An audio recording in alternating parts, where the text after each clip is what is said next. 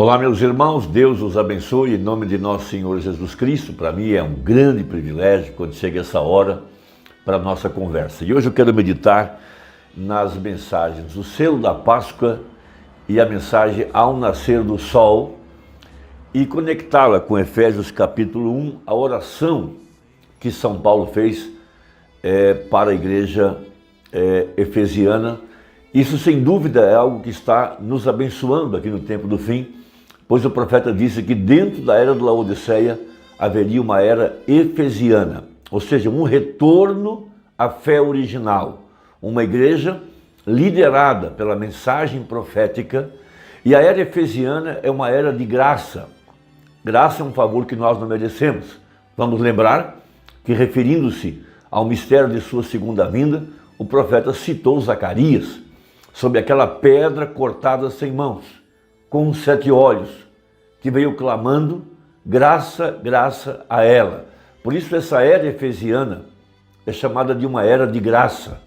Veja, lá no Velho Testamento, a lei tinha que cessar e vir uma era de graça para introduzir a igreja dentro da terra prometida. E isso é chamado pelo profeta de uma Páscoa. Páscoa quer dizer ressurreição. Haveria um levantamento. Veja, haveria um avivamento produzido pela restauração completa da palavra. Isso seria chamado pelo profeta da mensagem ao nascer do sol de o molho movido. Ou seja, o poder da ressurreição da palavra, a palavra sendo restaurada à sua condição original, movendo-se sobre a semente eleita para trazer para a semente eleita também uma ressurreição. E para que houvesse uma ressurreição, tinha que haver um redentor. Por isso, o nosso Boaz, o nosso parente redentor, o Espírito Santo, desce do céu com um livro em sua mão em Apocalipse 10. Esse livro é um título de propriedade, o título que foi perdido por nossos pais lá em Gênesis, quando eles aceitaram a sabedoria de Satanás, ao invés de fé na palavra. Então veja, o que é esse título? Um título que foi examinado até as raízes, veja, um registro de que a culpa foi paga, de que todo o pecado foi anulado, e a igreja agora pode voltar à fé original, porque o título que Adão e Eva perderam, veja, o título para tomar o controle, o domínio, o acesso, veja, o acesso à comunhão perfeita com Deus, veja, o título é vida eterna. E só há uma forma de vida eterna, e essa é Deus. Veja, e esse título agora, veja, devolvido à semente real aqui no tempo do fim, consiste de uma fé inadulterável, de uma fé pura na palavra de Deus. Uma fé sem acréscimos e uma fé sem tirar nada da palavra. Por isso que a mensagem é uma restauração à doutrina dos apóstolos e dos profetas. Uma igreja que jamais será enganada. Mateus 24, verso 24. Uma igreja que não cairá, de acordo com a profecia. Então, o apóstolo São Paulo ele faz uma oração a essa igreja efesiana, que por conseguinte, por extensão, também está chegando aqui até nós. Veja, a igreja está edificada sobre o fundamento dos apóstolos, dos profetas, isso é verdade, mas ela está edificada sobre a revelação da palavra.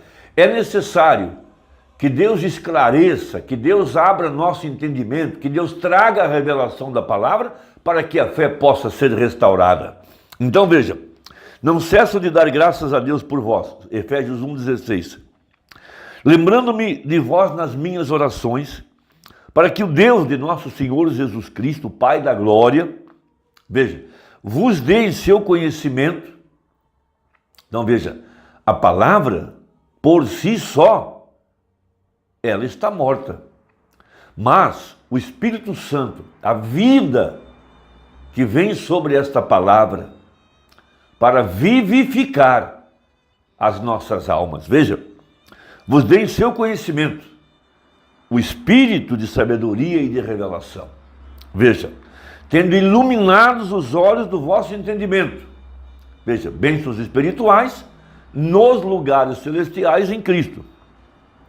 Para que saibais qual seja, veja, a esperança da sua vocação, veja, eleição, predestinação, chamados por Deus, veja, e quais as riquezas da glória da sua herança nos santos.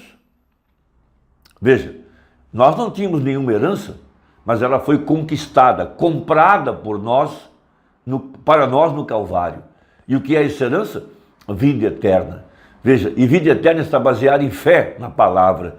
Jesus disse, quem crer em mim, como diz as Escrituras, já passou da morte para a vida. Veja, e com a sobreexcelente grandeza do seu poder sobre nós, os que cremos, segundo a operação da força do seu poder, que manifestou em Cristo, ressuscitando-o dos mortos e pondo a sua direita nos céus.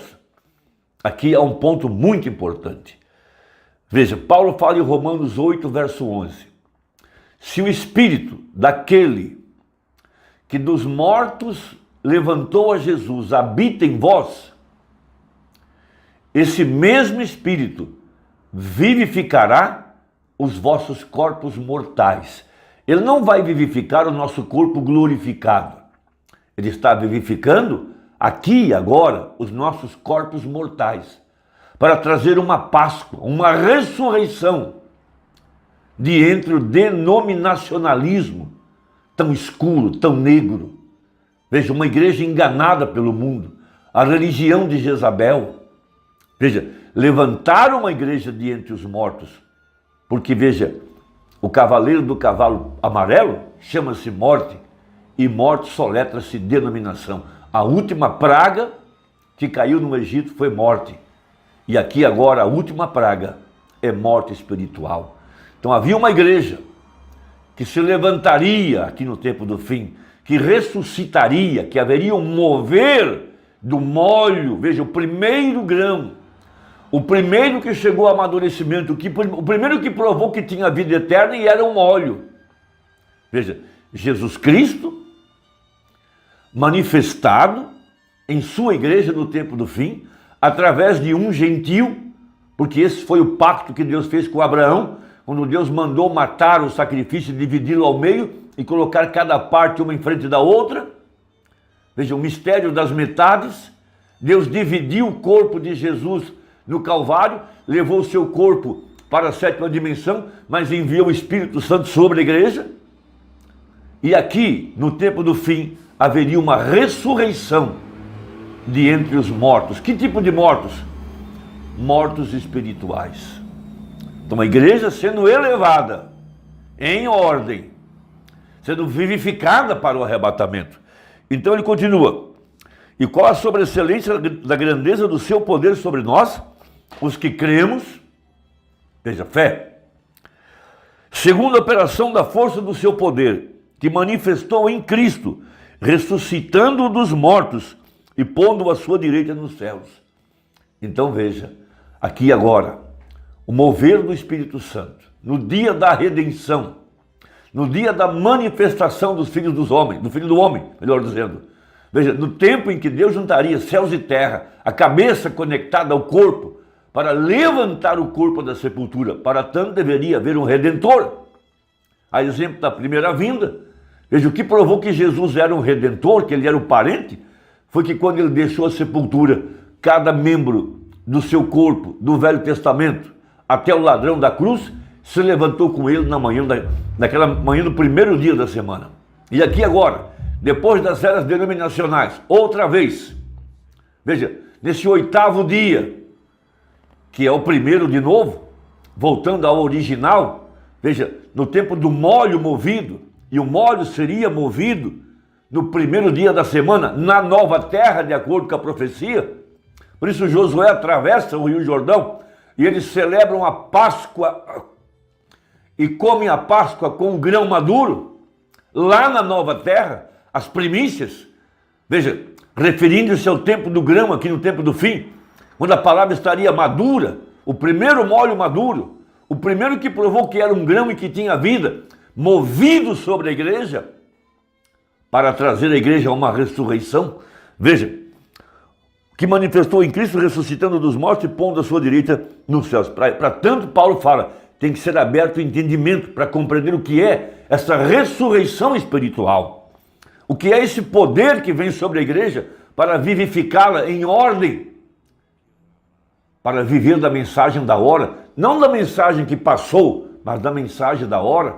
Por isso ele prega reconhecendo o dia, a hora e sua mensagem, baseado em Oséias 6, verso 1, 2 e 3, quando fala que depois de 2 dias, no terceiro dia, nós viveríamos em sua presença os efeitos da ressurreição.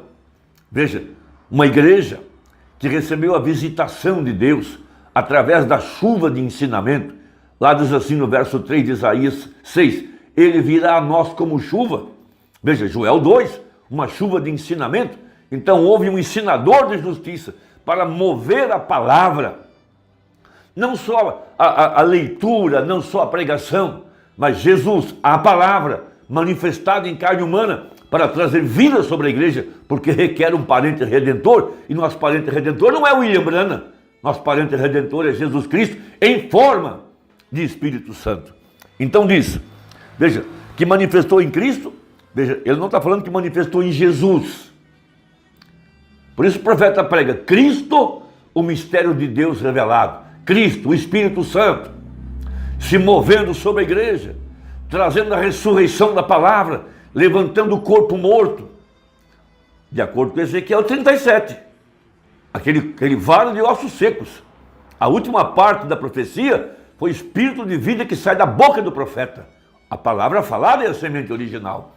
Então veja, Cristo ressuscitando dos mortos, depois de 7 eras da igreja, depois de todo o período denominacional, veja, e pondo a sua direita nos céus, acima de todo o principado e poder e potestade e domínio, e de todo nome que se nomeia, não só nesse século, mas também no vindouro.